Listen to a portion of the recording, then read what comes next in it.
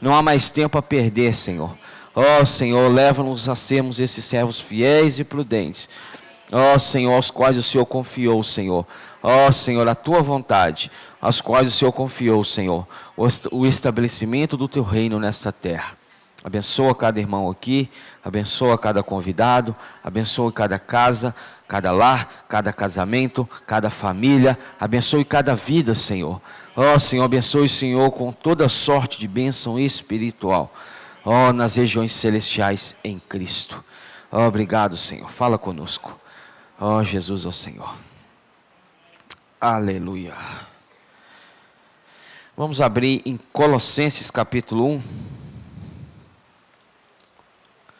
Colossenses capítulo 1, versículos 15 a 17. Colossenses capítulo 1, do versículo 15 ao versículo 17.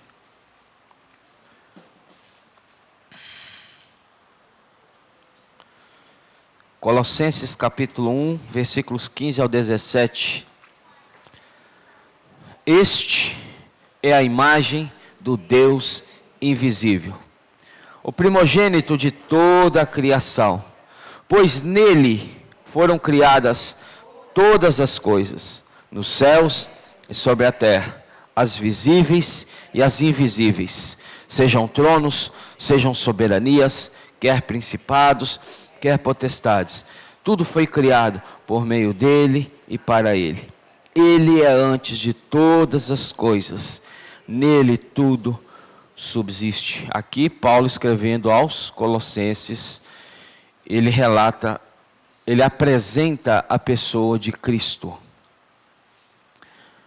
Ele mostra-nos Cristo como a imagem do Deus invisível. Ora, como que algo invisível tem uma imagem, uma aparência? Jesus, quando veio como homem nesta terra, ele era a expressão exata do ser de Deus. Mas quando falamos expressão, você logo pensa no exterior, não é isso? Aí você logo já vem na sua mente o seguinte: deixa eu ver como que Deus era. Aí você pensa no corpo, na imagem exterior, na semelhança de Jesus, que semelhança é exterior, imagem é interior. Entendeu? Aí logo nós já pensamos, deixa eu ver como que Deus é. Aí você logo, a sua mente já logo liga o físico de Jesus. Não é isso que a Bíblia está falando. Quando fala de imagem, refere-se a algo interno, é o interior. E a Bíblia fala que Jesus, como sendo o Cordeiro de Deus para ser sacrificado, a Bíblia fala que nele não havia nenhum defeito. Certo? Você já ouviu isso? Que para o cordeiro ser imolado, o cordeiro pascal, ele não poderia ter nenhum defeito. Certo? Mas Isaías 53 nos fala que Jesus era como uma raiz em terra seca. Ele não tinha nenhuma horas. Se ele teria que ser sem defeito, e ele não tinha nenhuma formosura, então para Deus o físico não é questão de defeito. Às vezes você fica chateado com o meu nariz nasceu defeituoso, a minha orelha, isso para Deus não é defeito, meu irmão. Às vezes tem alguns que ficam chateados, passa a vida inteira tentando resolver algo que considera defeito. Para você é um defeito, para Deus não. Porque Jesus não tinha formosura, ele não tinha aparência, o exterior de Jesus não era bonito. Não é como aquelas imagens que são pintadas nas grandes catedrais, sabe? E naqueles belos quadros daquele homem loiro, um cabelo que naquela época não tinha nenhum cosmético para cuidar daquele cabelo. Era aquele cabelo perfeito, aqueles olhos azuis, aquela pele sem nenhuma ruga. Isso aí foi pintado ao longo do tempo para atrair o homem por algo que não é na realidade. Jesus não era bonito, Jesus não tinha aparência. Então Jesus atraía não pelo exterior, ele atraía pelo interior. Quando se fala que ele era a imagem do Deus invisível, é que o que ele exalava era a própria essência de Deus. Jesus, quando passava, ele exalava uma essência de Deus. Então, por favor, você não fique aí chateado, porque você nasceu com esse cabelo, nasceu com esse nariz, com essa orelha, com esse queixo, né? Ah, mas Deus me fez nascer defeituoso. Para Deus o externo não é defeito.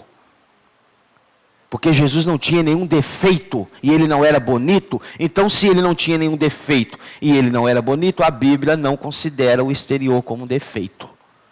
Mas o interior dele não tinha nenhum pecado. Ele era totalmente puro, ele era totalmente santo. No seu coração, nos seus pensamentos, nas suas atitudes, no seu falar. Essa é a imagem do Deus invisível.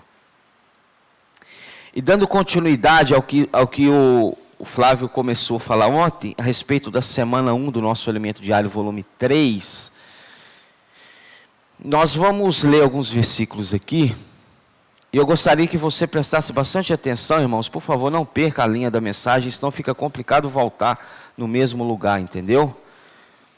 Uma vez que a palavra é falada, irmãos, não tem como repeti-la não. Sabia? Uma vez que a palavra é falada para aquela finalidade, para aquele dia, você pode replicar, mas nunca repetir. Você pode falar a mesma coisa, mas o efeito não será o mesmo. Então, vamos abrir o nosso coração. Vamos abrir Hebreus capítulo 1. Hebreus capítulo 1.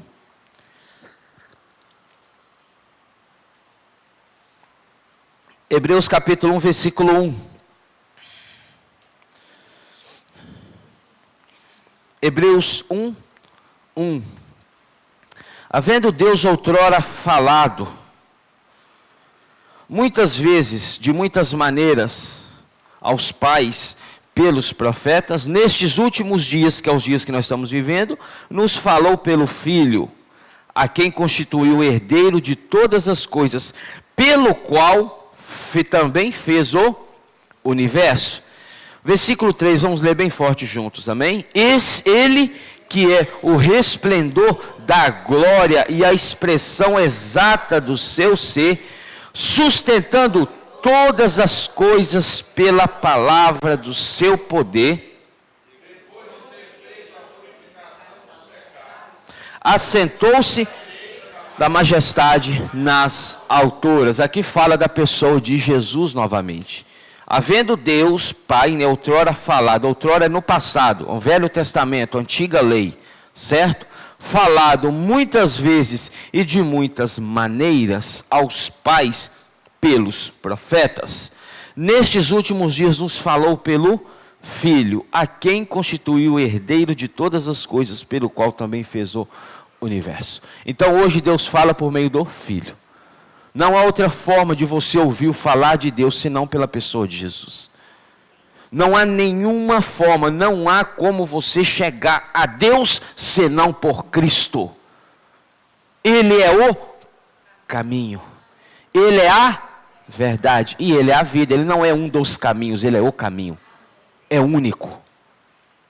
E no versículo 3 ele fala, Ele, Jesus, que é o resplendor da glória. Flávio falou sobre isso ontem, não é isso? Ele é como aqueles raios de sol que chegam a nós e nos traz todos os benefícios do próprio sol.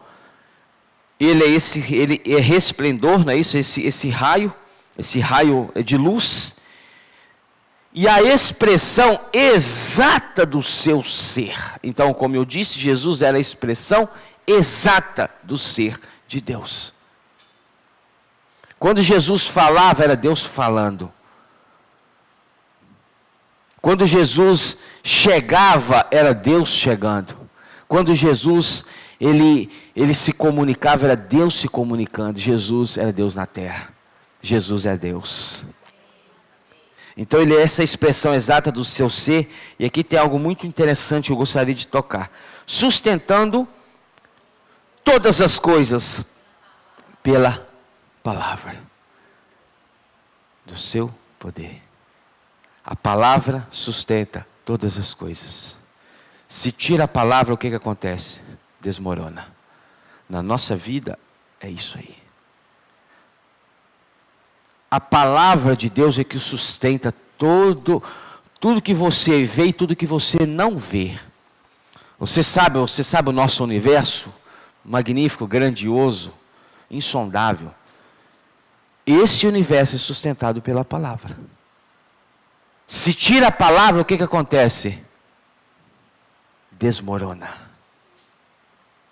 Por que você acha que Pedro profetizou que após a segunda vinda do Senhor, os elementos cairão? Certo? Os elementos, eles cairão, eles perderão a sua sustentação. Porque durante um período de 3 anos e meio, a palavra, o falar de Deus profético, ele precisará ser tirado. Aí tudo que traz um equilíbrio para esta terra é tirado. Então quando é tirado, tudo desmorona. No nosso viver é dessa forma. Se tirar a palavra, tudo desmorona. O que traz equilíbrio para o seu casamento? A palavra. O que traz equilíbrio para a sua vida profissional? A palavra. O que traz equilíbrio para o seu emocional? A palavra. E eu vou mais longe. O que traz equilíbrio até para a sua saúde física? A palavra. Se tira a palavra da sua vida, meu irmão, não sobra nada, desmorona.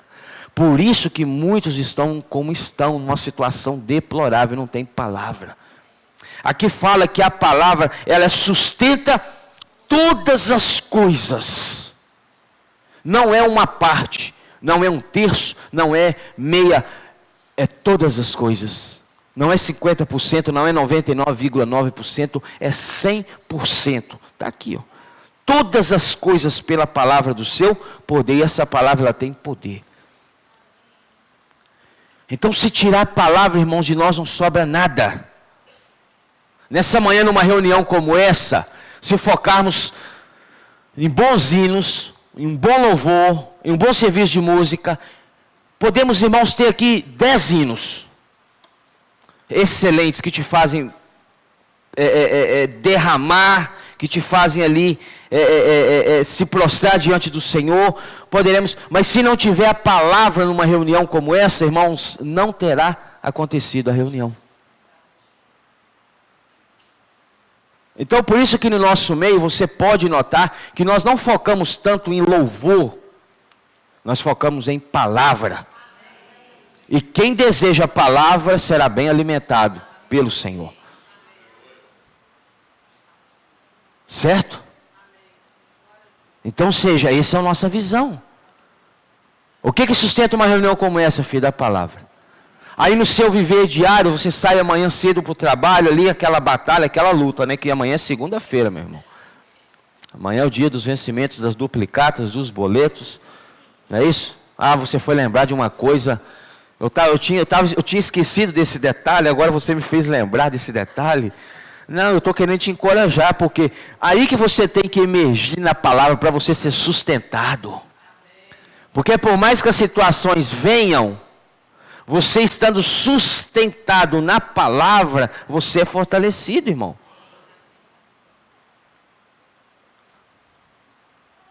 Você sabe qual que é a maior artimanha de Satanás hoje? Você sabe como que o inimigo de Deus alcança a vitória sobre os filhos de Deus? Sabe como ele alcança?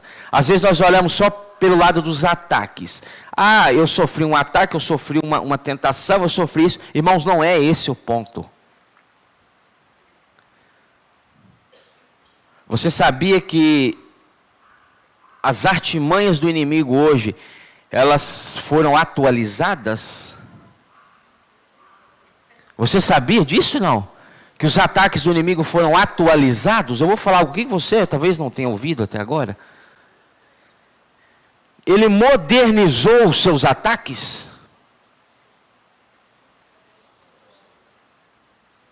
Talvez antes o inimigo te atacava, falou, eu vou te atacar. Aí vinha ataque sobre a sua vida, né? Aí aquele filho de Deus que está sofrendo os ataques, mas ele está fundamentado nas verdades, esses ataques não surtem efeito. Porque ele está firmado. A parábola, quando Jesus fala em Mateus sobre aquele homem que ouve a palavra e as pratica, é como um construtor prudente que edifica a sua casa sobre a rocha. Aí a casa é como a rocha, vem os ventos, vem a tempestade, o que acontece? A casa permanece firme, porque ela está fundamentada sobre a rocha. Aí o inimigo olha e fala assim, olha, eu tenho que mudar a minha estratégia. Não está adiantando eu atacar. Eu tenho que tirar algo. Porque se eu tiro a defesa, ele se torna vulnerável. Como que o inimigo vence um filho de Deus hoje? Quando ele tira de você o desejo pela palavra. Aí você está totalmente vulnerável. Sem nenhuma defesa, sem nenhuma proteção. Aí qualquer vento que vier, meu irmão, sua casa vai cair. Você vai desmoronar, porque você não está fundamentado nas verdades. Está me entendendo? Está me entendendo, irmãos? Então o foco do inimigo hoje não é te atacar. Tá certo, ele não vai deixar de fazer isso. Mas o foco dele hoje, ou seja, é tirar de você o desejo pela palavra. É tirar de você o desejo por invocar o nome do Senhor. Quando ele tira esse sentimento de você, porque pode ser tirado, meu irmão. No nosso GF de quinta-feira nós tocamos sobre isso. As irmãs que estão aqui, que participam do nosso grupo, sabem do que nós estamos falando. Sobre a parábola do semeador. E o semeador saiu a semear a semente santa. Tem um hino que fala sobre isso. E semeando a semente, uma parte caiu à beira do caminho. E por ser um solo duro e rochoso, as sementes ficaram superficiais. Vieram as aves dos céus e a comeram. Aves dos céus representam principados e potestades. Tomou a palavra, tomou o sentimento. Agora não, mas a minha Bíblia está na minha mão, tá? A minha Bíblia está na minha casa, pode ficar com todo respeito aberto na sua casa, no Salmo 91, a página até amarelou. Por 100 anos, se não houver uma revelação do que está escrito ali, irmãos, não passará de preto no branco. Se Deus não nos revelar a palavra, letra preta no papel branco, estas palavras serão palavras escritas e não reveladas. O que nós precisamos orar, Senhor? Revela-me a tua palavra. Revela-me a mim, Senhor, a tua palavra. E eu preciso vigiar, Senhor, para que o inimigo não tire de mim aquele desejo. Irmãos, é um desejo que nós precisamos ter pela palavra. Um desejo ali profundo, um sentimento profundo pela palavra de Deus. Pelas mensagens. Domingo hoje, 19 horas, tem a mensagem profética. Qual o desejo que você tem por ouvir essas mensagens? Qual o desejo que você tem por ouvir, irmãos, as mensagens que são postadas do alimento diário nos grupos, no grupo da igreja? Qual o desejo que você tem de chegar e assentar e desfrutar do alimento diário, desfrutar da Bíblia? Se o seu desejo está pouco, irmão, quer dizer que está sendo tirado de você. Então, seja o ataque de Satanás, o ataque do inimigo de Deus, ele modernizou seus ataques, irmão. Hoje não tem mais, pode ter, hora ou outra aí aparece. Mas hoje não tem mais, o foco não é mais possessão corpórea, não. Aquelas pessoas possessas, tal. Mas por que na igreja de vocês não há expulsão de demônio? Porque aqui demônio não tem lugar. Nós não vamos dar microfone para Satanás ficar falando, discursando, não, irmão. Ele sabe. Você está entendendo? Aí você fica agora na mente, por que outros lugares tem e aqui não tem? Está na mente. Precisa emergir na palavra do Senhor. Porque, irmãos, onde a casa está ocupada, não tem ação do inimigo. Mas hoje, falando sobre isso, hoje você vê, não tem mais aquele negócio de possessão, a pessoa está possessa. Irmãos, o inimigo, ele atualizou, ele modernizou os seus ataques. Como que o inimigo hoje, ele possui uma pessoa? Não no seu corpo. No seu corpo, irmãos, isso é algo muito primitivo. Hoje ele possui uma pessoa na sua mente. Uma pessoa, quando Satanás consegue fazer essa pessoa ter os pensamentos dele, essa pessoa se torna uma pessoa possessa. Lembra o que o Senhor falou com Pedro, Mateus capítulo 16? Arreda. Mas Pedro não estava quebrando as coisas, Pedro não estava jogando tudo no chão e fazendo aquela bagunça. Então como que o Senhor falou arreda? Pedro estava o mesmo Pedro, se qualquer um olhasse e falou assim, esse é o Pedro. Mas quando Pedro falou, Senhor, de modo nenhum isso te acontecerá. Satanás levou Pedro a pensar, a usar o lado bom da sua alma. Então quando o lado bom da alma de Pedro foi ativado, o que é o lado bom da alma? Eu amo Jesus, eu amo meu Senhor, eu não quero que o meu Senhor passe por esse sofrimento, que vai ser o sofrimento de cruz. Mas Jesus deixou claro na sua palavra que ele precisaria passar, meu irmão. Então tudo que vem contrário ao que Deus fala, por melhor que seja, não é de Deus. Aí o Senhor repreende a Satanás, arreda. Mas Pedro estava aquele Pedro, como aquele jovem Gesareno, né? Possesso ali, não, Pedro, você olhava assim, olha o Pedro aí, Pedro. Mas Pedro estava possesso. Porque ele estava pensando, ele estava cogitando das coisas dos homens. É pedra de tropeço, porque não cogita das coisas de Deus, mas das coisas do homem. Então, irmãos, é muito sutil isso. Como que Satanás tem usado várias pessoas, levando-as a pensar, a ter os seus pensamentos, as suas ideologias. Essa pessoa é uma pessoa possessa. Então, irmãos, nós precisamos focar na importância da palavra na nossa vida. E eu vou mais. A palavra, ela precisa estar acima, até mesmo do melhor serviço que você executa na igreja. Lembra de Lucas capítulo 10, Marta e Maria? Eu não vou ler por causa do tempo. Jesus chega na casa, hospeda-se na casa de Marta e Maria. Quando Jesus chega, quem que era Jesus, irmãos? Era o Deus, a expressão exata do ser de Deus. Eu tenho certeza que talvez alguns aqui falam, você vai receber uma visita de Jesus, você logo já queria fazer o quê? Deixa eu arrumar minha casa, deixa eu fazer um almoço, deixa eu preparar um suco, deixa eu preparar, forrar ali o sofá, o tapete no chão, limpar, tirar toda a poeira que eu quero receber. Não tem nada de errado com isso. Mas Marta focou nisso e perdeu o principal. Enquanto Marta estava a 1000 por hora, que tem umas irmãs 1000 por hora aí, viu, irmãos? Enquanto Marta estava a 1000 por hora, Jesus assentado, sentado no sofá da sala da casa das duas. Quem que estava ali? Maria estava aos pés dele. Você acha que elas teriam uma outra oportunidade dessa? Dificilmente. Jesus chega e assenta.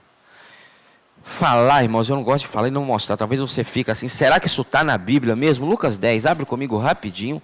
Lucas 10, versículo 38. Lucas 10, 38. Fala o seguinte: indo eles de caminho, entrou Jesus num povoado, e certa mulher chamada Marta hospedou na sua casa. E foi logo, toca o primeiro nome de Marta. Porque talvez foi Marta que chamou, convidou, né? Tinha ela uma irmã chamada Maria, e esta quedava-se assentada aos pés do Senhor, a ouvir-lhe os ensinamentos, a ouvir-lhe a palavra.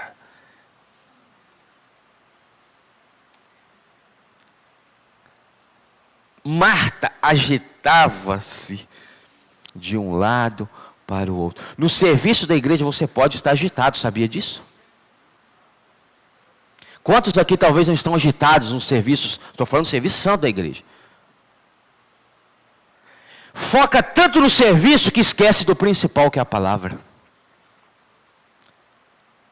Aí fala o seguinte: não que nós não tenhamos que fazer um serviço de excelência, de zelo, mas irmãos, o principal é a palavra. Chegou a hora da palavra, por favor, irmãos, vamos nos aquietar. Não vamos permitir que nenhum espírito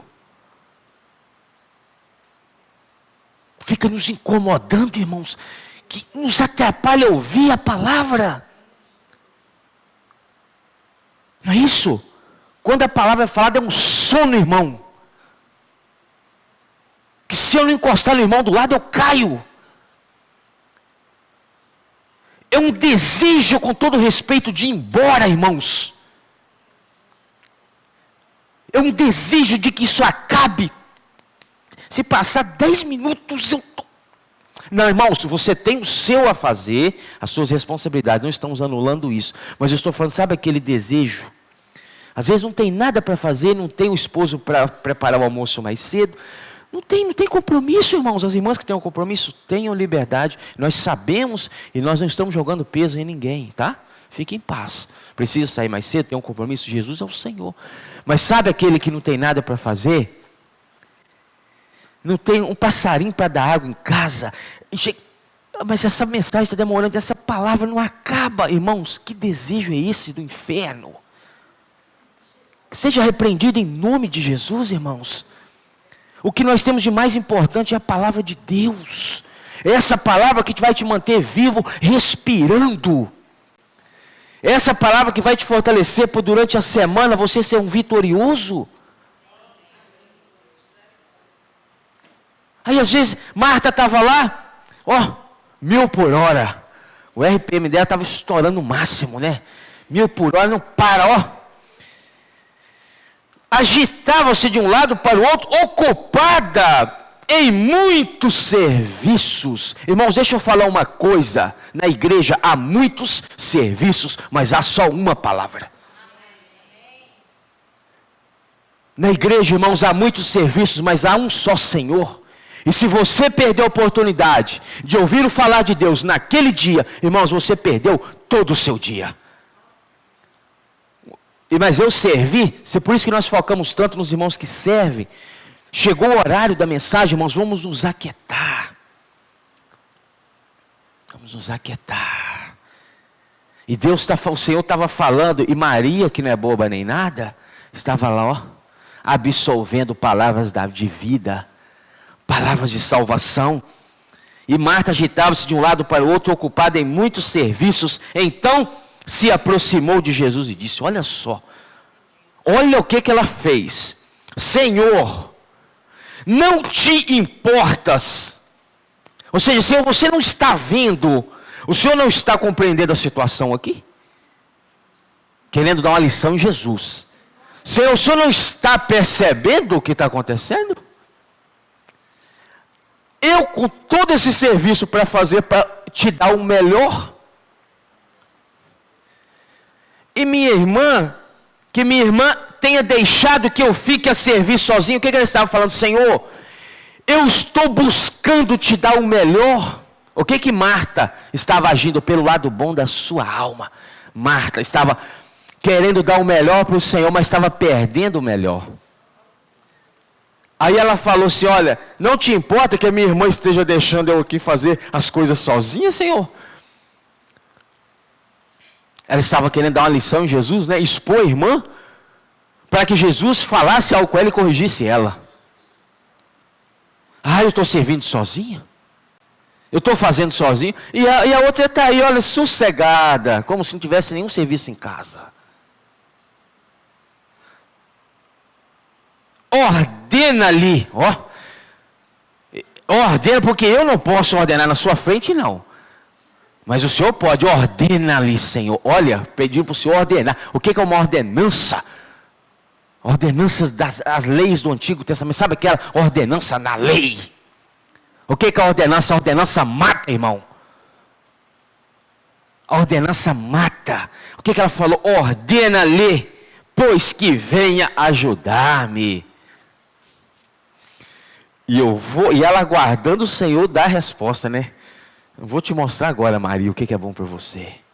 Ele vai agora te corrigir, vai te pôr no seu lugar. Respondeu-lhe o Senhor. Toda vez que a Bíblia cita, quando Jesus fala o nome 2 vezes, irmãos, o negócio é mais sério do que você pensa. Quando ele fala para Simão, Simão, na mesa, quando antes do traidor ser indicado e antes do Senhor ser entregue, na Páscoa, ele falou, Simão, irmão, quando Jesus fala assim, pode sossegar o facho, porque o negócio é sério.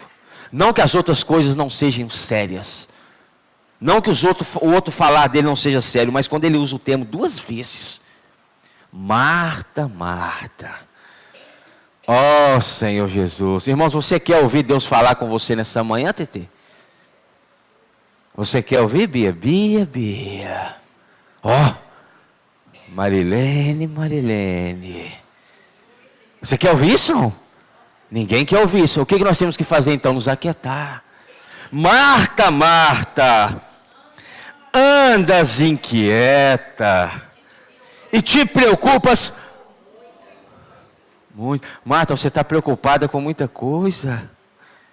Entretanto, olha só isso aqui, isso é maravilhoso. Pouco é necessário você fazer, Marta. Ou mesmo uma só coisa. O que é uma só coisa? O que Maria está fazendo. É isso que importa para mim agora. É isso que importa para mim agora. Irmãos, às vezes nós queremos preparar, entre aspas, tudo para receber o Senhor bonitinho. Nós estamos perdendo as palavras da vida.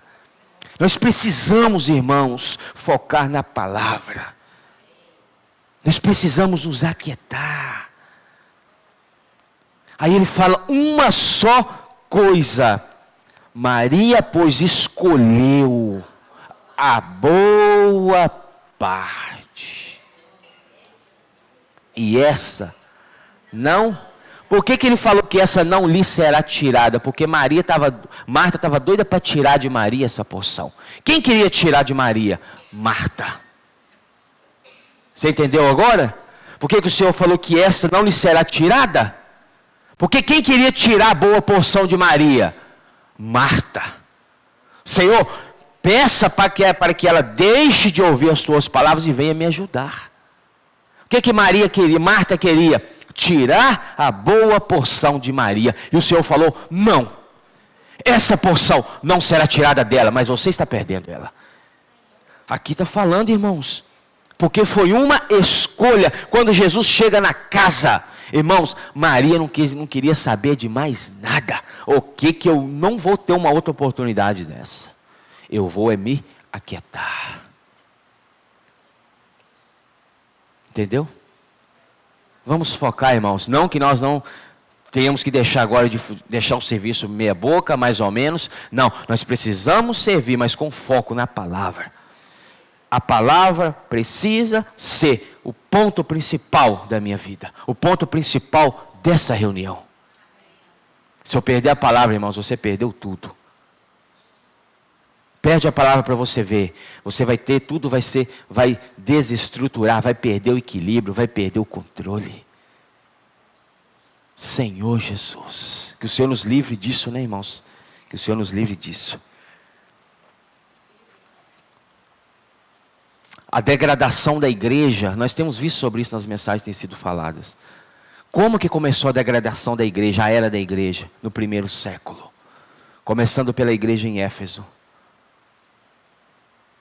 A palavra profética foi sendo deixada de lado.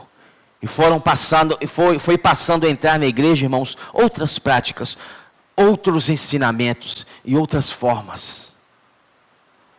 A igreja em Éfeso passa para a igreja em Esmirna. Da igreja em Esmirna entra para a igreja em Pérgamo. Da igreja em Pérgamo entra, irmãos, para a igreja em Tiatira. A palavra foi totalmente deixada, a palavra profética. Por isso, irmãos, que a degradação entrou. O lugar onde a palavra é tirada, a degradação entra. O lugar onde não existe a palavra, irmãos, a degradação entra. Na sua casa precisa haver, irmãos, o fluir da palavra profética. Na sua casa precisa haver o fluir da palavra de Deus. Porque enquanto você estiver ali, irmãos, mesclado naquela palavra, imerso naquela palavra, não vai haver espaço para degradação. Todas as coisas vão ser mantidas em equilíbrio. Isso não é maravilhoso, saber que a palavra equilibra todas as coisas, nos dá esse equilíbrio, ó.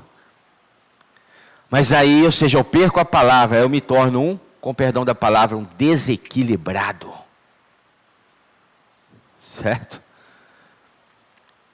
Se estoura por qualquer coisa, fala qualquer coisa, age de qualquer forma. Você está entendendo, irmãos? Porque falta palavra. Oi?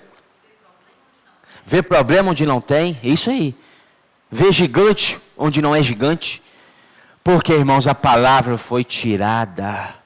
Irmãos, se eu e você nos apegarmos a essa palavra que nós estamos ouvindo e visto todos os dias, nós seremos bem-aventurados. Você será feliz, porque feliz irmãos, é quem pratica essa palavra. Não é isso que a King James fala? Feliz é quem pratica essa palavra, irmãos. Então, por favor, irmãos, que você tenha a palavra de Deus como foco da sua vida. A degradação, irmãos, da igreja, tudo quando a palavra de Deus ela é tirada, irmãos, a degradação entra. Quando a palavra de Deus foi tirada, irmãos, até a pessoa, as características de Jesus foram postas em debate, sabia disso? No ano de 325, houve um concílio chamado Concílio de Niceia, em que a divindade de Jesus foi posta à prova, em debate. Será mesmo que era Deus? No ano de 381, primeiro século, a humanidade de Jesus foi posta em debate, Concílio de Constantinopla.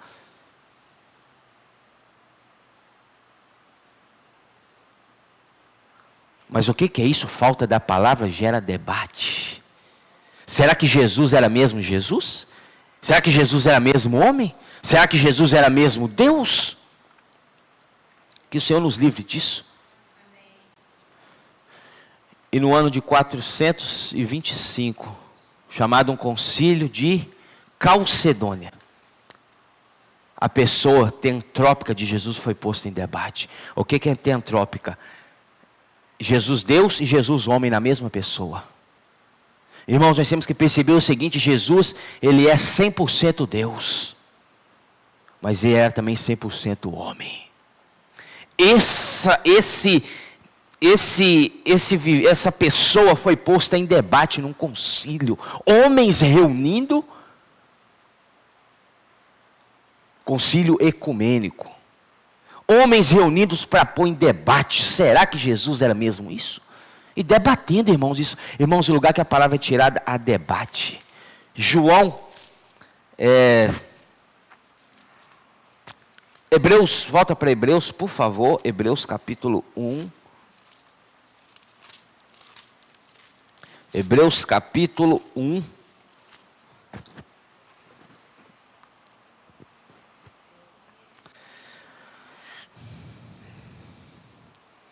Versículo 2 fala: nesses últimos dias nos falou pelo Filho, a quem constituiu o herdeiro de todas as coisas, pelo qual também fez o universo. Aí você lê Colossenses, que nós já lemos, né? Você lê Colossenses capítulo 1, versículo 16. Fala o seguinte: pois nele foram criadas todas as coisas, nos céus e sobre a terra, as visíveis e as invisíveis, sejam tronos, sejam soberanias, quer principados, quer potestades. Tudo foi criado por meio dele e para ele, tudo é para ele. Tudo precisa ser por meio dele, e para ele e nele. Nesse versículo 16 tem algo muito importante. Na primeira parte fala, pois nele. Depois fala, por meio dele. Depois fala, e para ele. No nosso viver, irmãos, se nós queremos, se você quer saber se você está praticando a palavra que Deus tem nos falado, você precisa checar isso aqui. O que você tem feito? Tem feito nele? Tem feito por meio dele? E tem sido feito para ele? Então, irmãos, todas as coisas foram criadas para ele, por ele e por meio dele, até o universo. João capítulo 1. João capítulo 1. João capítulo 1. Evangelho de João capítulo 1, versículo 1. João 1, 1 fala, no princípio era o verbo.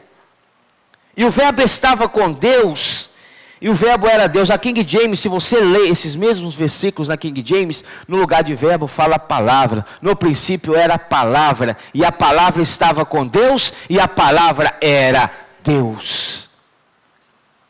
No princípio era a palavra.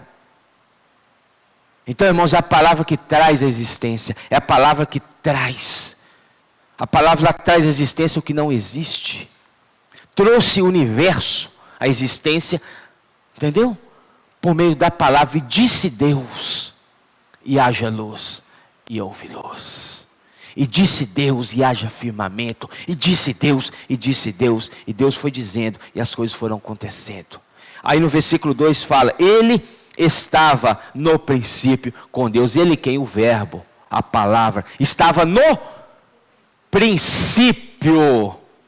Princípio de quando? Versículo 3, todas as coisas foram feitas por intermédio da palavra. E sem a palavra, nada do que foi feito se fez. Sem a palavra, irmãos, nada se faz. Por isso que Deus dá tanta importância, irmãos, por nós ouvirmos a sua palavra. Então esse versículo de João 1:1 aqui, ele é o verdadeiro princípio, não é nem Gênesis 1:1. No princípio criou Deus os céus e a terra.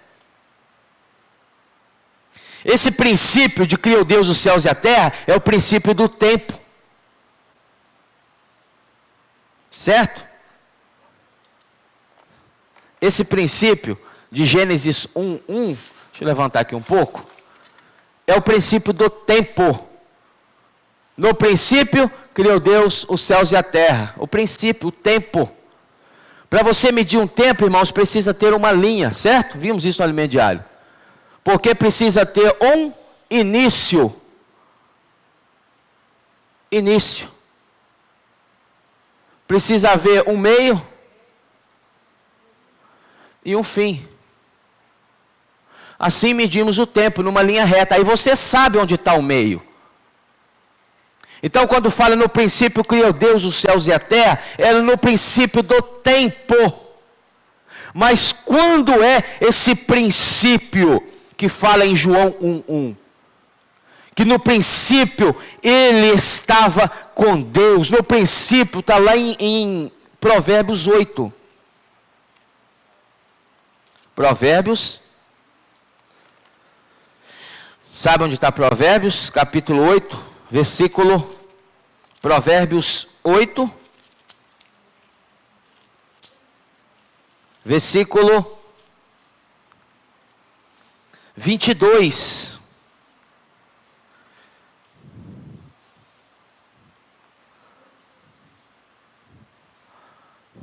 Provérbios 8, 22. O Senhor me possuía no início de sua obra. Não é a obra dos céus e terra, não. Porque você sabia que antes da criação dos céus e terra já haviam sido criadas outras coisas? Você sabia disso? Você sabia que haviam sido criadas as miríades de anjos? Você sabia que O físico ainda não existia, mas no mundo espiritual as coisas já estavam sendo criadas. Às vezes nós entendemos como início da criação de Deus só o início do tempo, Gênesis 1:1. Não, irmãos, antes disso, muitas coisas já foram criadas. E nesse período, antes de Gênesis 1:1, estava a palavra. Aí aqui fala, o Senhor me possuía no início de sua obra, antes de suas obras mais antigas, antes. Não é nem essas obras antigas aqui não, é antes disso. Aí no versículo 23 fala, desde a eternidade, eu fui estabelecida. É a palavra. Desde o princípio, antes do começo da terra, antes de Gênesis 1:1. Está entendendo agora o alimento diário dessa semana? Aí o que fala aqui agora? Antes de haver abismos, eu nasci. E antes ainda de haver fontes carregadas de águas, antes que os montes fossem firmados, antes de haver outeiros, eu nasci, ainda ele não tinha feito a terra. Olha isso aqui. Nem as amplidões, nem sequer o princípio do pó do mundo. Agora você está entendendo melhor o que é esse princípio de João 1:1. Quando ele preparava os céus, aí estava eu. Não é nem quando ele fez, é quando ele preparava. Ele estava arquitetando, entendeu? Um projeto, pondo no projeto, entre aspas, como que nós iremos fazer. Estava planejando. Quando ele preparava os céus, aí estava eu. Quando traçava o horizonte sobre a face do abismo, quando firmava as nuvens de cima, quando estabelecia as fontes do abismo, quando fixava o mar o seu limite, para que as águas não transpassassem os seus limites, quando compunha os fundamentos da terra. Então, eu estava com ele e era o seu arquiteto. Olha, a palavra que é Jesus, Jesus é a palavra, viu? A palavra é Jesus. Antes de tudo ser criado, irmãos, ele já estava com Deus. E ele estava arquitetando, olha, vamos fazer dessa forma. Olha, irmãos, a sua mente não entende isso. Eu era o seu arquiteto. Dia após dia eu era as suas delícias, folgando perante ele em todo o tempo. Olha, antes de tudo ser criado, no princípio, Gênesis 1:1, criou Deus os céus e a terra. Mas antes disso aqui, irmãos, a palavra já operava. Porque a palavra estava com Deus e a palavra era Deus. Aí como que você entende agora isso, meu irmão? Deus, para se interagir, ele precisou criar o tempo. E o que o tempo tem? Início, meio e fim. Uma reunião como essa tem início, meio e fim. É o tempo. Tem um tempo de reunião. Quando se fala assim, vai ter um tempo de reunião, é porque tem o início, meio e fim. Certo? Mas antes disso aqui existir, que é o tempo, vamos deixar bem claro para você compreender. Tempo. Criou Deus os céus e a terra. Deu início ao tempo. Certo? Mas antes disso aqui já havia a eternidade. E como que nós vimos a eternidade essa semana? Como um círculo, certo? Tá meio feio, né? Tá bom. Só desmanchar aqui, fazer de vermelho para você ver melhor. Como que a eternidade ela pode ser comparada com um círculo, certo? Num círculo não tem como você estabelecer início, meio e fim. Porque se você falar, não, o início é aqui, nessa parte aqui, ó. Início. Mas e se o meio estiver aqui? O meio vai vir antes do início? E se o fim estiver aqui? Então, irmãos, não tem como estabelecer tempo na eternidade. Isso aqui é eternidade. Não tem começo e não tem fim. Embora eu uni os dois pontos aqui, ó, para você entender. Mas não tem começo, não tem ponto de conjunção, não tem ponto de união. Eternidade é eternidade, irmãos, é fora do tempo que nós estamos vivendo. Hoje, nós vivemos neste tempo, certo? Mas quando o Senhor voltar, que o reino for estabelecido, não haverá mais o tempo. Então não haverá mais hora, e não haverá mais dia, não haverá mais semana, não haverá mais mês, nem anos. Então, ou seja, não vai haver aquele envelhecimento. Nós envelhecemos por causa do tempo, e o tempo não para. Os anos estão passando, o corpo muda, a fisionomia muda, os cabelos brancos chegam. Não é isso? Porque está no tempo. Mas se tirar você do tempo, não há as coisas como não passam. Entendeu? Porque não há tempo, não há hora, não há minuto, não há segundo. Então Jesus saiu dessa esfera da eternidade e entrou na esfera do tempo, quando ele nasceu de uma virgem, de Maria. Quando ele nasceu, ele entrou no tempo. Aí Jesus viveu uma vida limitada ao tempo e ao espaço. Ele não podia estar em dois lugares de uma vez só. Certo? Para ele estar num lugar, ele tinha que caminhar para chegar lá. Isso é o tempo. Ele foi, entre aspas, acondicionado no tempo, limitado pelo tempo. Mas quando que Jesus passou a aparecer e desaparecer? A Bíblia inteira fala disso aqui. Quando que Jesus passou a aparecer e desaparecer? Depois que ele ressuscitou. Então, quando Jesus ressuscita, ele estava o homem preso no tempo. Jesus ressuscita e ele entra como homem na eternidade. Que não há início, não há meio, não há fim. Na eternidade, irmãos, é como se não tivesse nada disso. Aí você lê agora Hebreus. Rapidinho comigo para eu terminar aqui. Hebreus. Versículo 9, Hebreus 9,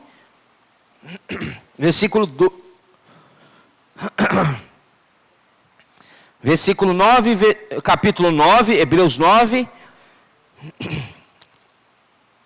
versículo 12 fala: não por meio de sangue de bodes e de bezerros, mas pelo próprio sangue, entrou no Santo dos Santos uma vez por todas, tendo obtido a redenção, a eterna redenção.